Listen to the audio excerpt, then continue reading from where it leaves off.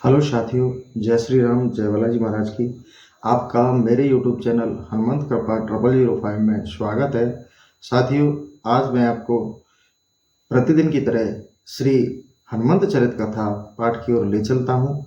आज हमारा पाठ श्री हनुमान जी के द्वारा सुग्रीव के साथ जो सचिव पद पर कार्य किया, जो चरित्र किया, उसके बारे में हम आज पाठ पर विचार करेंगे।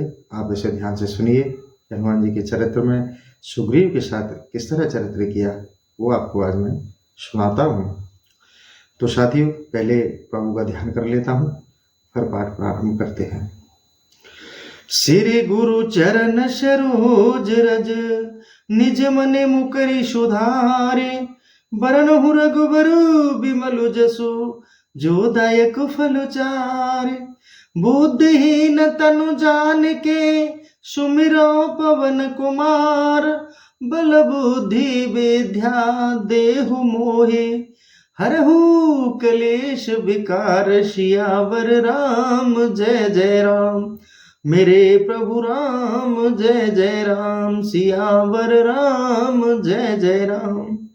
तो साथियों, अब हम अपने पाठ की ओर चलते हैं, हनुमंत चरित्र की ओर चलते हैं। तो सभी साथियों से निवेदन है कि चित्त और मन लगाकर भगवान श्री बालाजी के चरणों में ध्यान लगाइए और पाठ का श्रवण करिए। अब मैं प्रारंभ करता हूँ। रेक्षराज वानर के दो पुत्र थे, बाली और सुग्रीव। पिता अपने दोनों पुत्रों के समान रूप से प्यार करते थे।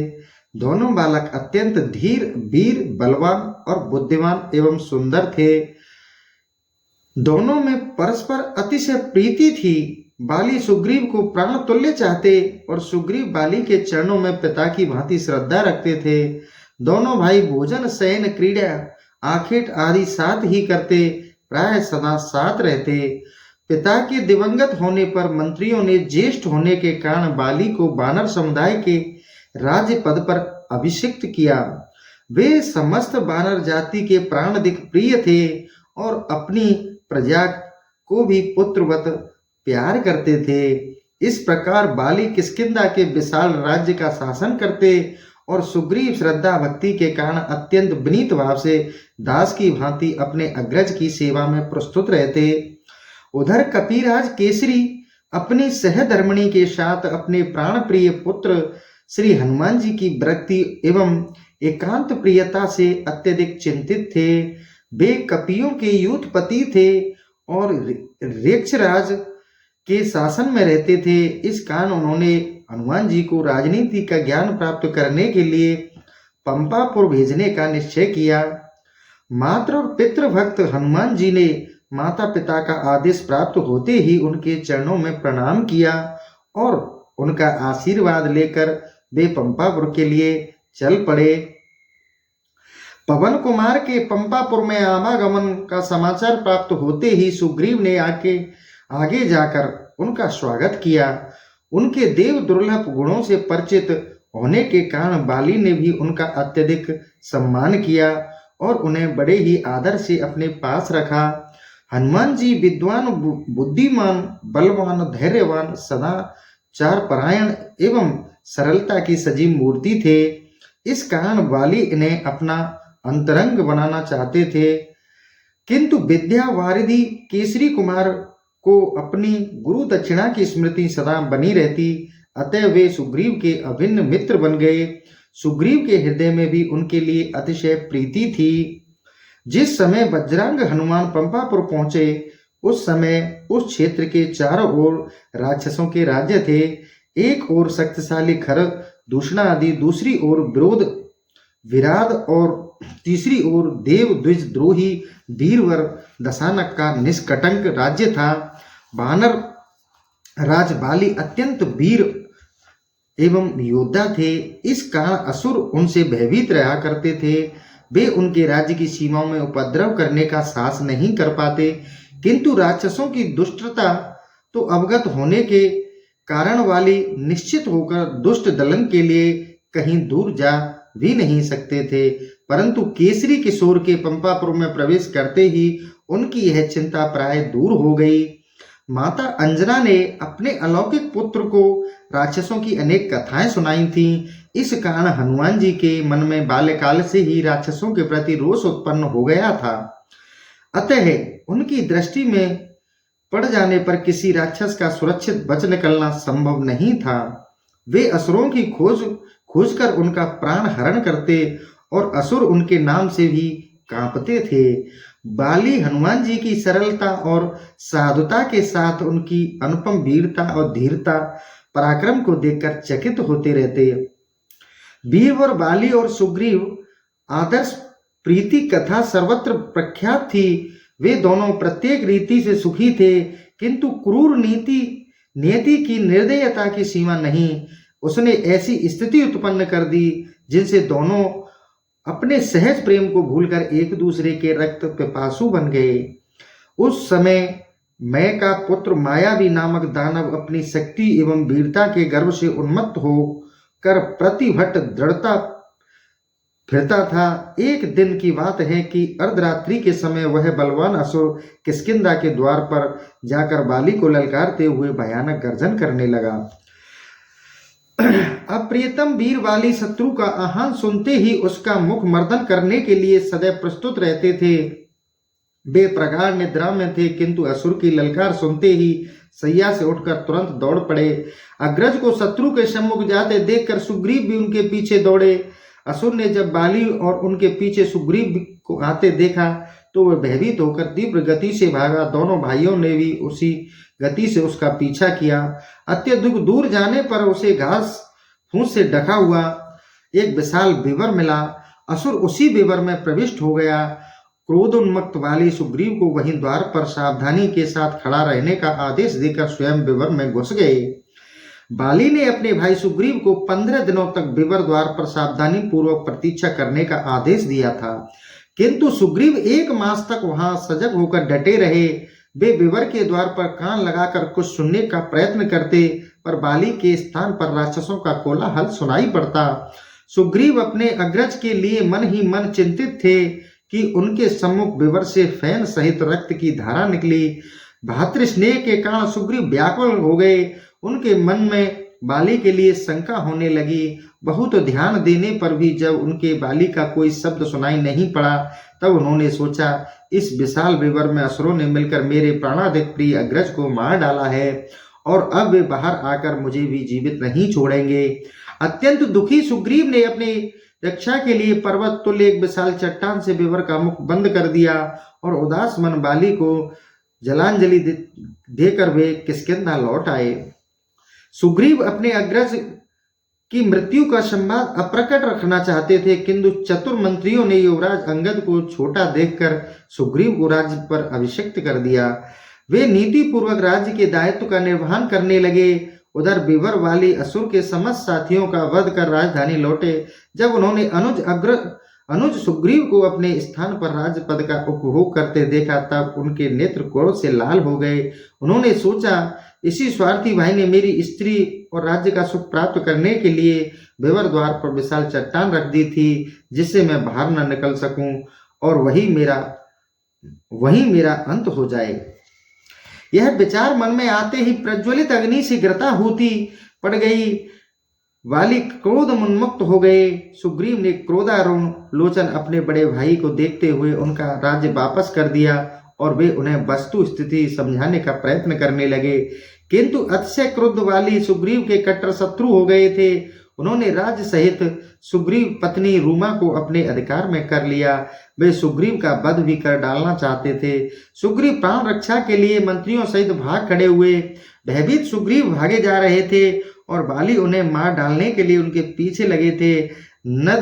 नदियों, वनों, पर्वतों, समुद्रों एवं नगरों को छोड़ते सुग्रीव दौड़ते जा रहे थे। कहीं कुछ दिन भी रुकने का साहस उनमें न रह गया था। बाली जो प्राणघातक शत्रु की तरह पीछे लगे थे। भागते दौड़ते सुग्रीव हिमालय, मेरू और उत्तर समुद्र तक जाकर भी बाली से अपना पीछा न छुड़ा सके। उन्हें कहीं शरण नहीं मिली। तब उनके साथ निरंतर छाया की भांति रहने वाले ज्ञानी नाम अग्रगण्यम हनुमान जी को दुंदुभि वध की घटना का स्मरण हो आई। उन्होंने भयभीत सुग्रीव से कहा, राजन, मुझे महामुनि मतंग द्वारा वीरवर वाली को दिए साप की स्मृति हो गई है। कुपित होकर महामुनि शाप दिया था। यदि बाली उस आश्रम मंडल में प्रवेश करेगा तो उसके मस्तक के सैकड़ों टुकड़े हो जाएंगे, अतः वही निवास करना हम लोग के लिए सुखद और निर्भय होगा। सुग्रीव तुरंत अपने प्राण प्रिय सचिव हनुमान जी के परामर्श के अनुसार ऋषमुख पर्वत पर मतंग आश्रम में चले गए। मतंग मुनि के साप भय से वाली वहां नहीं जा सकता था। विवश होकर वे लौट गए। राजनीति विशारद कपिराज वाली पवन कुमार को अत्यंत सम्मान पूर्वक अपने साथ रखना चाहते, किंतु अंजनेय सुग्रीव के सच्चे चिंतक थे। सुख के दिनों में तो वे सभी घेरे रहते हैं, उस समय क्षुद्र चाटुकारों का अभाव नहीं रहता, किंतु आपत्ति काल में वे साथ छोड़कर चले जाते हैं। सच्चे सुहृदय और सच्चे सेवक ही विपत्ति में भी अपनी प्रीति और भक्ति से विचलित नहीं होते हैं। अंजना नंदन सुख के दिनों में सुग्रीव के साथ रह चुके थे, वे भला विपत्ति में उन्हें कैसे छोड़ देते। वे सदा सुग्रीव के साथ रहते हैं, उनकी सुख सुविधा का ध्यान रखते हैं, उसकी व्यवस्था करते हैं, उन्हें सत्य परामर्श देते हैं और धैर्य बनाते रहते हैं। महावीर हनुमान जी के साथ एवं उनके सुनिश्चित आश्वासन पर सुदृढ़ विश्वास के कारण सुग्रीव आपदा में भी सुखानुभूति करते रहते थे। पवन कुमार उन्हें अपने मंत्री ही नहीं अन्यतम मित्र, सखा, सुहृदय और सहोदर भ्राता तुल्य ही प्रतीत होते थे। बाली के द्वारा सर्वस्व छीन लिए जाने पर भी बहिष्कृत सुग्रीव अपने अनुपम सचिव हनुमान जी के कारण ऋषिमुख पर्वत पर राजा की भांति सुख पूर्वक रहते थे। ऋषिमुख पर्वत पर साप के कारण स्वयं बाली तो वहां आ नहीं सकता था, किंतु अपने दूसरे वीरों को भेजकर वह सुग्रीव को मरवा डालने का प्रयत्न कर सकता था। इसे सुग्रीव भली भांति जानते थे, किंतु हनुमान जी शक्ति, पराक्रम और विलक्षण बुद्धि पर सुदृढ़ विश्वास के कारण वे कुछ निश्चिंत रहते। महावीर हनुमान सुग्रीव की सेवा और उनकी आज्ञा के पालन में सदा तत्पर रहते। सर्वगुण संपन्न पवन कुमार को अपने सखा और सचिव के रूप में प्राप्त कर सुग्रीव सदा ही अपने भाग्य की सराहना किया करते थे। तो साथियों, ये जो पाठ था, ये चरित्र था, ये हनुमान जी और बाली और सुग्रीव से संबंधित था, और सुग्रीव को हनुमान जी द्वारा कैसे अभय किया गया, किस तरह उन्होंने अपनी बुद्धिता का, धैर्य का और दृढ़ता का परिचय दिया और उनको एक नियमित और निश्चित जहाँ एकांत स्थान था, जहाँ बाली नहीं पहुंच सकता था, वहां उनको ले जाकर रखा। अब आगे के पद में चलते हैं साथियों, आप ध्यान से सुनें। प्राण आराध्य के पद्मों में पिता की आज्ञा का पालन करने के लिए दशरथ नंदन श्री राम अपनी सती सहधर्मिणी जनक नंदिनी और अनुज लक्ष्मण के साथ वन में गए। वे चित्रकूट और दंडकारण्य वन में 13 वर्षों तक ऋषियों और महर्षियों एवं समस्त प्राणियों के कृतार्थ करते हुए विचरण करते रहे। असुर जहां कहीं तपस्वी मुनियों को कष्ट पहुंचाते, भगवान श्री राम वहीं असुरों का वध कर मुनियों का जीवन निरपराध कर देते। 14वें वर्ष में जब पंचवटी एक सुंदर पर्णकुटी बनाकर रहने लगे, एक दिन लंका अधिपति रावण प्रेरणा से मारीच कांचन मृग के वेश में उनकी कुटी के सामने घूमने लगा। जनक नंदिनी उस अद्भुत मृग को देखकर मुग्ध हो गई। उन्होंने उस सुवर्ण मृग को ले जाने के लिए भगवान श्री राम से प्रार्थना की। भगवान श्री राम सुवर्ण मृग के पीछे दौड़े और उधर रावण ने छल से सीता का हरण कर लिया। उसने भगवती सीता को ले जाकर लंका की अशोक वाटिका में रख दिया। जनक दुलारी को ढूंढते हुए सानुज श्री राम विराट, कंबंद और आदि का वध करने ऋषिमुख पर्वत की ओर जा निकले। सुग्रीव के मन में बाली के भय के कारण सदा शंका बनी रहती थी। उन्होंने मंत्रियों के साथ जब गिरी शिखर से अजान बाहु, धनुष बाणधारी, विशाल नेत्र वाले तथा देव कुमारों की तरह तेजस्वी दोनों वीर भाइयों को देखा तो वे भय से कांप गए। व्याकुल होकर सुग्रीव हनुमान जी से कहा, इन दोनों वीरों को देखकर मेरा मन भयक्रांत हो रहा है। संभव है मेरे प्राणों के शत्रु बाली ने मुझे मार डालने के लिए इन्हें भेजा हो। राजा के मित्र अधिक होते हैं, अतएव इन पर विश्वास करना उचित नहीं। मनुष्य को छद्म वेश में विचारने वाले शत्रुओं को विशेष रूप से पहचानने की चेष्टा करनी चाहिए, क्योंकि वे दूसरों पर अपना विश्वास जमा लेते हैं परंतु स्वयं किसी का विश्वास नहीं करते और अवसर पाते ही उन विश्वासी पुरुषों पर ही प्रहार कर बैठते हैं। बाली इसमें बड़ा पटु था। अतएव कपि श्रेष्ठ, तुम सामान्य व्यक्ति की भांति इनके समीप जाकर इनका तथा इनके मनोभाव का परिचय प्राप्त कर लो। यदि इन्हें बाली ने भेजा हो तो तुम वहीं से संकेत कर देना। मैं मंत्रियों सहित इस पर्वत से तुरंत भागकर अन्यत्र शरण लूंगा। पवन कुमार अपने प्राणधन महाधनुधर श्यामल गौर श्री राम लक्ष्मण को पहचान नहीं रहे थे, किंतु उनके दाएं अंग फड़क रहे थे। उनके नेत्रों में प्रेमाश्रु छलक आए और हृदय बरबस ही उनकी ओर आकृष्ट हो रहा था। वानर श्रेष्ठ सुग्रीव का उद्देश्य समझकर पवन कुमार ऋषिमुख पर्वत से उछलते हुए चले। मार्ग में उन्होंने ब्राह्मण का वेश धारण कर लिया और अभूतपूर्व एवं अश्रुतपूर्व सौंदर्य से युक्त श्री राम लक्ष्मण के दर्शन कर हनुमान जी अत्यंत विचित्र दशा हो गई। उनका मस्तक स्वतः ही उनके चरणों में झुक गया।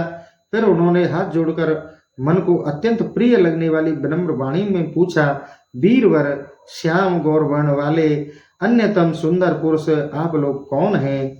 निश्चय ही आप लोग वीर पुंगम क्षत्रिय कुमार हैं, किंतु आप अत्यंत कोमल हैं और यहाँ पर्वत तथा वन अत्यंत भयानक हैं। सर्वत्र व्याघ्र आदि हिंसक पशुओं का भय है। मार्ग कंकड़ों, पत्थरों एवं कुछ कंटकों से भरा पड़ा है। आपके चरण कमलों के उपयुक्त यह कठोर भूमि कदापि नहीं है। फिर भी आप लोग किस कारण इस निर्जन वन में विचरण कर रहे हैं? हनुमान जी के आगे कहा, मैं आप लोगों का तेजस्वी स्वरूप देखकर चकित हो रहा हूं। कोई साधारण क्षत्रिय कुमार इतना तेजस्वी नहीं हो सकता। लोकोत्तर तेजो में पुरुष आप कौन हैं? कृपा पूर्वक बता दें कि आप ब्रह्मा, विष्णु और महेश इन तीनों देवताओं में से कोई है, या आप नर और नारायण हैं, अथवा आप निखिल सृष्टि के स्वामी स्वयं परम ब्रह्म परमात्मा तो नहीं है, जो भूभार हरणार्थ युगल रूपों में अवतरित होकर मुझे सनाथ करने यहाँ पधारे हैं। बातचीत करने में कुशल हनुमान जी के चुप होते ही भगवान श्री राम ने लक्ष्मण से कहा, भाई लक्ष्मण, इनकी विद्वतापूर्ण शुद्ध उच्चारण से स्पष्ट है कि ये व्याकरण शास्त्र के पारंगत विद्वान तो हैं ही। इन्होंने वेदों का गहन अध्ययन भी किया है। निश्चय ही इन्होंने समस्त शास्त्रों का ज्ञान प्राप्त कर लिया है, क्योंकि ये संस्कार और क्रम से संपन्न अविलंबित तथा हृदय को आनंद प्रदान करने वाली कल्याणकारी मई वाणी का उच्चारण करते हैं। हृदय और कंठ और मूर्धा इन तीनों स्थानों द्वारा स्पष्ट रूप से अभिव्यक्त होने वाली इनकी इस विचित्र वाणी को सुनकर किसका चित्त प्रसन्न ना होगा? वध करने के लिए तलवार उठाए शत्रु का हृदय भी इस अद्भुत वाणी से बदल सकता है। तुम इनसे वार्ता करो। अग्रज का आदेश प्राप्त होते ही सुमित्रा नंदन ने ब्राह्मण वेशधारी पवन कुमार से कहा, ब्राह्मण, हम दोनों अयोध्या के प्रख्यात धर्मात्मा राजा दशरथ के पुत्र हैं। ये मेरे भाई, बड़े भाई, इनका नाम श्री राम है और मेरा लक्ष्मण। पिताजी की आज्ञा से हम 14 वर्ष के लिए अरण्य वास करने आए हैं। यहाँ पंचवटी में इनकी सती पत्नी सीता को किसी राक्षस ने छल पूर्वक हरण कर लिया है। हम लोग इस बीड़ में वन में उन्हें ही ढूंढते फिर रहे हैं। आप कौन हैं? कृपया अपना परिचय दीजिए। पवन कुमार सुमित्रा नंदन से युगल रूपों का परिचय तो प्राप्त कर रहे थे, किंतु उनका ध्यान केंद्रित था जटा जाल से सुशोभित नव नीरद वपु श्री राम के मुखर बिंद पर भुवन मोहन रूप जैसे उनके रोम रोम प्रविष्ट हो रहा था। उनके नेत्र सजल एवं अंग पुलकित थे। अपने प्रभु का परिचय प्राप्त होने पर तो उन्हें अपनी सुधि भी न रही। पवन कुमार प्राण राम श्री राम के त्रिलोक के दुर्लभ पवन पद्मों में साष्टांग पड़ गए। वे व्याकुल होकर प्रेमाश्रु से उन भाव विद्युत युगल पदारूढ़ चरणों का प्रक्षालन करने लगे। अंजनेय ने कहा, अश्रु प्रभाव ब्राह्म नहीं ले रहा था। वाणी अवरुद्ध थी। धैर्यपूर्वक किसी प्रकार हाथ जोड़कर उन्होंने प्रार्थना की, दयाधाम प्रभु, मैं पामर आपको पहचान नहीं सका, भूल गया। यह तो स्वाभाविक है, किंतु आप अनजान बनकर यह कैसा प्रश्न कर रहे हैं? आप मुझे कैसे भूल गए?